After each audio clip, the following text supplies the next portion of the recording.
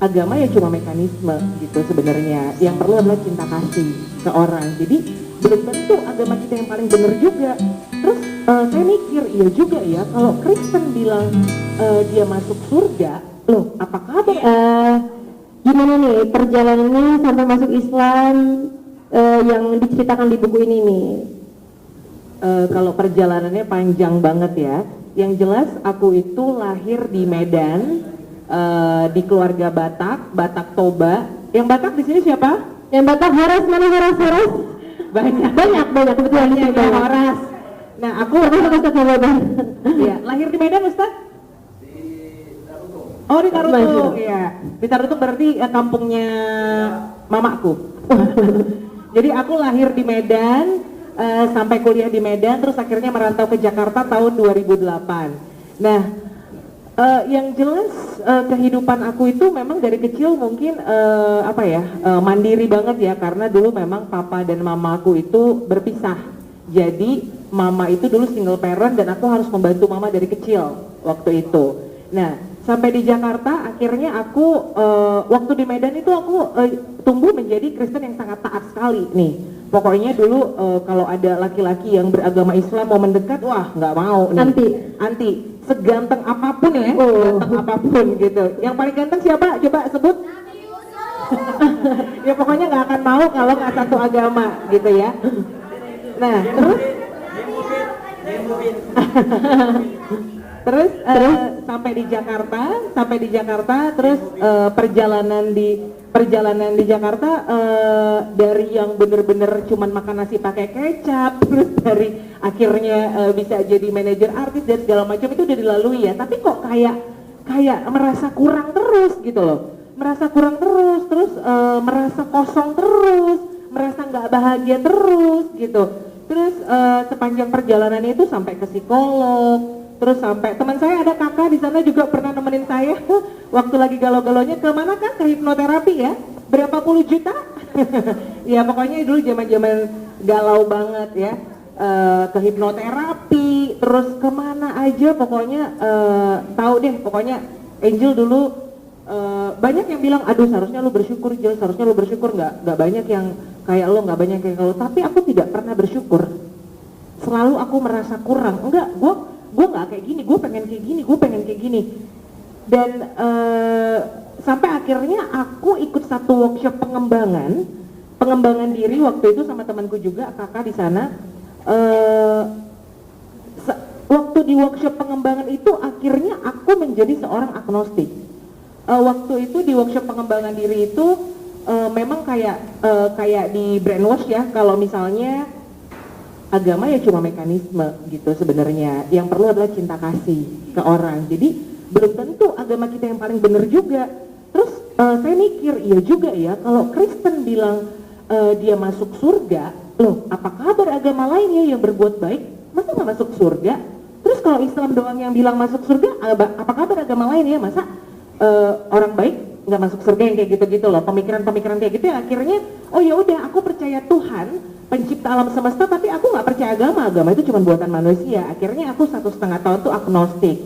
Nah ketika agnostik itu pun ternyata banyak banget hal-hal yang menjadi pertanyaan aku waktu agnostik itu. Setiap hari aku buka YouTube tentang mualaf, terus setiap hari aku buka YouTube juga tentang yang Islam ke Kristen. Setiap hari aku buka YouTube tentang mati suri, surga neraka itu ada nggak ya, yang kayak gitu-gitu. Akhirnya aku mencari tahu, tapi waktu itu aku menjauh sama orang yang Islam, sama orang yang Kristen, karena yang Kristen bilang begini, yang Islam bilang begini gitu.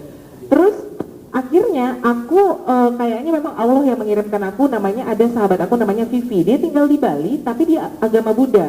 Entah kenapa pada waktu aku bener-bener pengen mencari kebenaran, si Vivi ini tinggal di Jakarta gitu loh. Si Vivi ini tiba-tiba tinggal di Jakarta, terus dia bilang kalau kamu mau sholat aja, kalau kamu mau ke gereja aku temenin, dia bilang gitu. Oh ya udah, akhirnya aku mulai belajar sholat tuh ada dari asisten rumah tangga namanya Mbak Kur. Ya aku belajar sholat waktu itu, tapi bacaannya belum tahu, cuman gerakannya udah hafal, rakaatnya hafal, Tapi aku kayak berdoa aja ke Allah gitu, ngomong sendiri gitu ke Allah. Terus kok aku nyaman ya? Kok aku ngerasa bener-bener gimana ya? Bener-bener ngerasa, aduh terima kasih banget. Maksudnya bener-bener bersyukur sekali sama hidupku ketika aku sholat itu kan. Terus tapi karena memang pola pikirku dulu, nggak mungkin lah, aku nggak mau masuk Islam karena dulu aku ngerasa Islam itu teroris, aku ngerasa Islam itu dulu, aduh pokoknya buruk banget lah aku ngerasa Islam itu ya. Jadi waktu aku ngerasa nyaman sholat, aku denial. Nggak mau apa kata orang, nanti apa kata mamaku, apa kata adikku, apa kata ini, banyak banget lah pemikiran-pemikiran kayak gitu. Terus akhirnya aku ke gereja tapi kok nggak tenang ya. Terus aku ikut doa pelepasan, aduh pokoknya aku semua ikutin dulu, ibaratnya aku mencari ketenangan gitu, tapi nggak ada aku merasa setenang aku sholat. Terus si Vivi ini kan orang Bali, akhirnya ngajak aku ke Bali. Dia kan agama Buddha. Terus aku nginep di tempat keluarganya ngajarin aku Buddha. Nah, ngajarin aku Buddha, oke. Sampai berdiskusi juga kan, berdiskusi juga kepada keluarga Vivi, apakah Buddha itu percaya kepada Allah? Iya, mereka percaya, tapi mereka percaya juga kalau Siddhartha Gautama itu pencipta alam semesta gitu.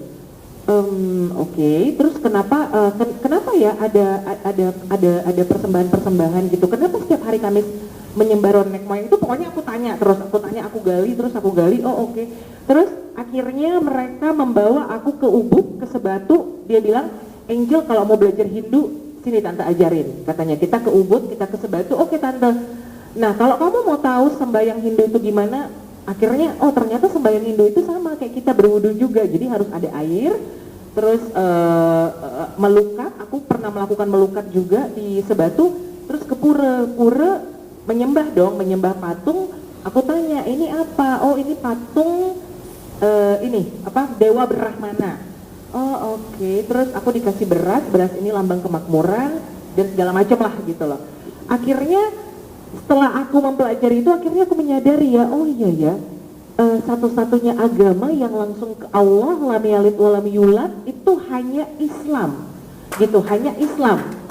Terus hanya Islam. Dan setelah itu aku mencari tahu nih, aku buka Instagram pengajian tuh gimana ya, ngaji itu apa sih gitu. Terus aku buka Instagram, ada pengajian di Masjid Pondok Indah. Akhirnya aku datang ke Masjid Pondok Indah. Aku nggak tahu ustadz siapapun itu kan. Terus akhirnya ternyata ustadz di situ Ustadz Abi Maki. Nah ada satu pertanyaan yang memang mengganjal di hatiku yang pengen aku tanyain karena semua Google tidak bisa menjawab pertanyaan aku gitu loh. Akhirnya ya udah deh aku nanya ke ustadz ini. Aku kira tuh bakal dimarahin kan karena aku pernah nanya ke pendeta tentang pendeta apa sih Trinitas gitu, Allah Bapa Putra dan Roh Kudus gitu kan. Terus pendeta kenapa ulangan 14 ayat 8 tidak boleh makan babi, tapi kita kenapa makan babi?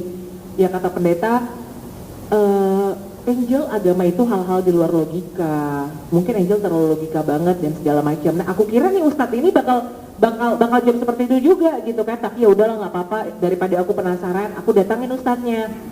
Ustadz, saya mau bertanya, aku bilang, ini dia selesai ceramah kan. Ustadz, kenapa cuma ada satu nabi yang masih hidup sampai sekarang? Tahu nggak siapa nabi yang masih hidup sampai sekarang? Kenapa cuma satu nabi yang masih hidup sampai sekarang? Nabi Isa, bukan Nabi Muhammad. Aku bilang. Terus Ustadz, kenapa nanti yang bisa membunuh Dajjal itu Nabi Isa, bukan Nabi Muhammad? Aku bilang. Terus yang aku kira Ustadz itu gimana, ternyata dia bisa menjawab dengan membuat aku ngerasa wow, luar biasa, Masya Allah, tabarakallah gitu. Maksudnya wow, Islam itu ternyata begini ya gitu loh. Nah pertemuan aku dengan Ustadz Abi Maki adalah turning point aku semakin aku mendalami Islam. Ketika aku ketemu Ustadz Abi Maki, aku bilang sama Allah, ya Allah, aku pengen banget ketemu Ustadz itu lagi, tapi berdua, nggak mau di masjid, karena Angel mau nanya banyak hal ya Allah. Percaya atau enggak, besoknya ada teman aku yang nelfon aku, dan dia mau kenalin aku ke Ustadz Yusuf Mansur. Aku bilang, aku pengennya Ustadz Abi Maki. Aku bilang, oh iya kebetulan Ustadz Abi Maki itu di rumah sepupuku besok. Aku datang ke Depok ya, aku tinggal di Tanah Abang, aku datang ke Depok. Kenapa? Kenapa? Oh iya, ya sesama Tanah Abang ya Bu ya. Terus akhirnya alhamdulillahnya di sana aku bisa ngobrol sama Ustadz Abi Maki 2,5 jam. Dan masya Allah tabarakallah, dari sana aku banyak banget mendapatkan keajaiban-keajaiban dalam hidupku ya. Yang pertama tadi tentang pertemuan dengan Ustadz Abi Maki, akhirnya dikabulkan Allah. Aku bisa bener-bener itu di rumah sepupunya teman aku itu ngobrol gitu. Terus yang kedua, aku tuh sholat di Masjid Kubah Mas, aku inget banget. Terus aku belum punya mukena kan waktu itu karena aku belum mualaf. Terus aku ngeliat, ih bagus banget ya mukenanya ya Allah. Aku dalam hati doang gitu. Terus besoknya, aku tuh kalau ngomongin soal keajaiban Allah tuh aku nggak bisa nahan rasa haruku sama Allah ya. Besoknya aku ketemu orang yang aku nggak kenal, ngasih mukena yang sama persis dengan yang aku lihat di Masjid Kubah Mas itu gitu loh. Terus waktu itu aku pernah kajian juga pagi-pagi. Ini aku juga belum mualaf ya. Pernah kajian pagi-pagi belum mualaf, terus aku tuh suka minum kopi kan. Terus aku bilang, ya Allah ngantuk banget, coba ya ada kopi ya Allah, aku bilang gitu. Terus tiba-tiba entah kenapa jarang banget di kajian ada kopi susu kekinian gitu yang aku suka. Terus tiba-tiba nggak sampai 1 menit tiba-tiba kok ada yang ngasih kopi di depan aku gitu kan. Masya Allah tabarakallah. Dan setelah itu aku bersyahadat di hari Jumat 11 Mei 2018. Nah setelah itu banyak hal ya, ujian-ujian yang aku hadapi banyak. Terus 2 minggu setelah aku mualaf, kan itu masuk bulan puasa ya tahun lalu ya, 2 minggu setelah aku mualaf, aku nanya lagi nih sama Allah, ya Allah, Angel tuh lebaran di mana ya? Karena kan aku sendiri ya di Jakarta ya, Angel lebaran di mana ya Allah ya? Bingung gitu kan. Ternyata kalau lebaran itu ada sholat Id sama keluarga gitu kan, bingung lebaran sholat itu sama siapa ya? Terus besoknya aku kajian lagi nih, ketemu orang yang nggak dikenal lagi. Tiba-tiba dia bilang gini, Angel, saya itu 5 hari lagi ke Mekah umroh, sampai lebaran di sana, kamu ikut saya ya? Dia bilang, ah nggak mungkin Bu, KTP saya masih Kristen, doain aja ya, nanti pasti saya umroh Bu, doain aja ya saya dapat rezeki. Aku bilang, udah kamu nggak usah khawatir, paspornya sini kasih ke ibu, dia bilang gitu. Terus aku bilang kayaknya nggak mungkin, karena logika aku tuh nggak mungkin visa keluar dalam waktu kurang dari 5 hari, karena 5 hari lagi ya berangkat kan. Terus ya udah pokoknya kita berikhtiar katanya. Ya udah sampai aku pulang dari sana, terus aku gini, kata Ibu Ayu lebaran di sana. Masa sih Allah jawab pertanyaan aku, masa sih aku lebaran di Mekah? Itu kayak gitu, kayak tapi nggak mungkin, logika aku tuh selalu bilang kayak gitu, nggak mungkin. Terus ya itulah ya, tidak ada yang tidak mungkin buat Allah ya, tidak ada yang tidak mungkin. 2 hari kemudian saya ditelepon travelnya, dibilang visa saya udah keluar. Dan akhirnya Masya Allah tabarakallah, di situ saya bingung kan, antara bingung karena nggak punya hijab, nggak punya baju panjang. Tiba-tiba ada teman saya nih telepon, di mana saya mau kirim 1 koper baju hijab. Dia bilang gitu, saya baru beli. Wah, pokoknya intinya saya ke Mekah cuman bawa badan, dan Masya Allah tabarakallahnya yang dikasih Allah melebihi itu ya. Makanya mungkin ketika bener banget yang di Al-Quran, ketika kita bersyukur maka nikmatnya akan ditambahkan kepadamu. Ketika aku mau ke Nabawi, tiketku salah input, jadi aku gratis dapat dari ekonomi ke bisnis kelas gitu loh. Jadi aku naik bisnis kelas ke Nabawi, sampai Ibu Ayu aja itu nangis karena kan dia juga ekonomi kan, dia nangis, ya Allah kok bisa ya gitu. Aku juga nggak nyangka. Dan sampai detik ini hal-hal yang penuh keajaiban tuh terus berjalan di hidup aku gitu loh. Misalnya baru-baru ini aku pengen banget ke Jepang gitu ya, pengen banget lihat sakura gitu loh, pengen banget. Cuman ternyata setelah dicek harga tiket pesawat Sakura ke Jepang tuh mahal banget ya. Terus penginapan juga full, sering banget full di sana. Tapi itulah ya, terus akhirnya oh ya udah deh nggak usah ke Jepang. Akhirnya aku dapat tiket murah ke Australia. Jadi waktu itu oh ya udah deh mungkin ke Australia aja. Dan aku tuh bersyukur banget bisa ke Australia waktu itu. Oh iya aku belum pernah ke Australia. Aku beli tiket murah ke Australia aja. Dan masya Allah tabarakallohnya lagi, Allah tuh baik banget. Di Australia banyak banget keajaiban terjadi karena sebenarnya di Australia aku tahu teman aku cuma satu dan itu non Muslim. Tapi ternyata entah kenapa Allah menggerakkan hatinya untuk mengenalkan aku ke Muslim di sana. Dia bilang gini, Angel kamu beda banget ya sekarang setelah Muslim. Sebenarnya apa sih yang kamu pelajari di Muslim? Jadi aku share ke dia gitu tentang kebaikan Allah dalam hidupku, tentang ajaran Islam yang sangat-sangat sempurna buat aku gitu. Terus dia bilang, oh iya saya ada teman Muslim di sini satu orang, dia bilang. Coba ya saya kenalkan ke dia. Akhirnya dari satu orang temennya, aku bisa menghadiri 3 kajian di sana dan masya Allah tabarakallah akhirnya di 3 kajian tuh aku sharing. Dan itu aku nggak pernah menyangka gitu ya, aku bisa sharing di sana gitu, aku nggak pernah menyangka sama sekali gitu. Nah, dan aku bersyukur itu satu keajaiban. Yang kedua, aku bawa misalnya X dolar, misalnya $100 lah aku bawa ke Australia. Terus aku berusaha mengamalkan setiap hari di sana sedekah, pokoknya traktir sedekah. Percaya atau enggak, yang aku bawa pulang sama persis, bahkan lebih ke Indonesia, tidak berkurang sama sekali, gitu loh. Terus ketika aku bersyukur sekali sama Allah, ya Allah terima kasih banyak ya Allah, akhirnya aku bisa ke Australia, aku bisa ketemu sama Muslim di sana dan segala macam. Percaya atau enggak, aku dapat tiket pulang pergi gratis ke Jepang lihat Sakura beserta penginapannya. Masya Allah tabarakallah. Dan buku ini juga penuh keajaiban buat aku teman-teman ya. Buku ini penuh keajaiban. Siapalah aku bukan penulis, aku bukan intinya aku nggak pernah kebayang, tapi yang pasti karena banyak orang yang selalu menanya sama aku gimana sharingnya, aku selalu bilang coba tolong lihat di Instagram. Tapi lama-lama aku ngerasa gimana ya caranya untuk mengakomodir, karena banyak banget yang WhatsApp, banyak banget yang telepon tuh kayaknya pengen langsung dengernya. Aduh, tiba-tiba aku iseng aja di Instagram, aduh gimana ya caranya ya, apa aku buat buku aja ya, banyak yang bilang juga buat buku aja supaya detail gimana. Terus ada yang DM, dia mau buat buku aku, dia bilang oh ya udah oke, buat buku. Nah kalau buku itu biasanya kan ada gambar-gambarnya. Nah itu namanya layout. Nah karena ini kan biaya aku sendiri kan, buku ini biaya aku sendiri, jadi aku terpaksa harus cari tukang layout sendiri, urus ISBN sendiri. ISBN itu adalah barcode di belakang buku ya. Terus cari cover sendiri. Nah aku suka banget sama buku judulnya Hidup Penuh Makna. Layoutnya ada di sana, bagus banget. Dan ternyata aku baru tahu setiap orang layout itu biasanya nggak dicantumkan namanya di buku, gitu loh, nggak dicantumkan. Jadi aku, aduh pengen deh layoutnya kayak gini. Terus aku cari-cari lah tukang layout yang memang sesuai budget aku.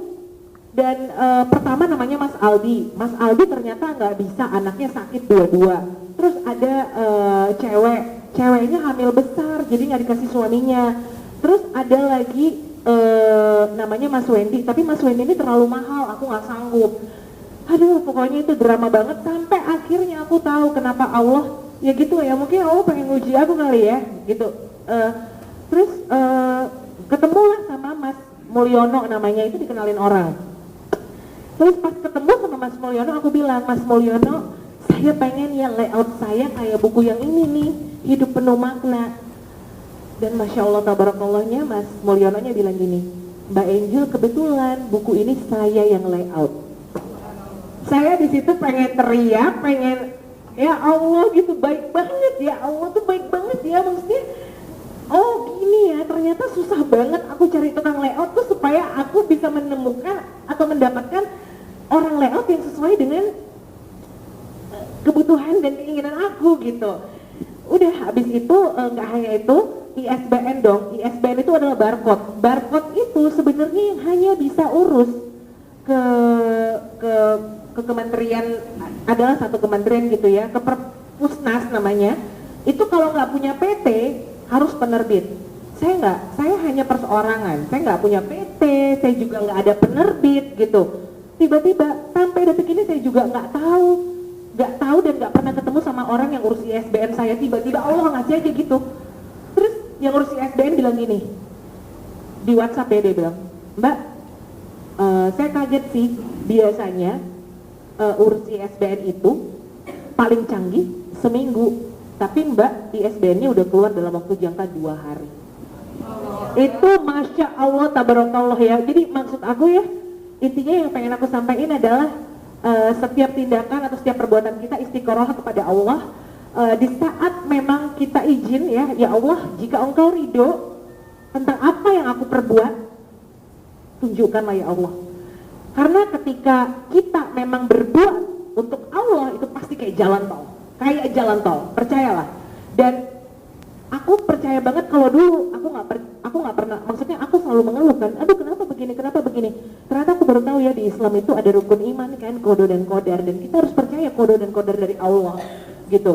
Jadi tentang kodo dan kodar itu aku bener-bener sekarang kayak udah bener-bener percaya banget, oh pokoknya apapun yang terjadi sama diriku itulah yang terbaik dari Allah gitu loh, itu yang terbaik dari Allah. Dan ya Masya Allah tabarakallah, pokoknya setiap kehidupan aku sekarang yaitu penuh kejutan dan penuh keajaiban dari Allah.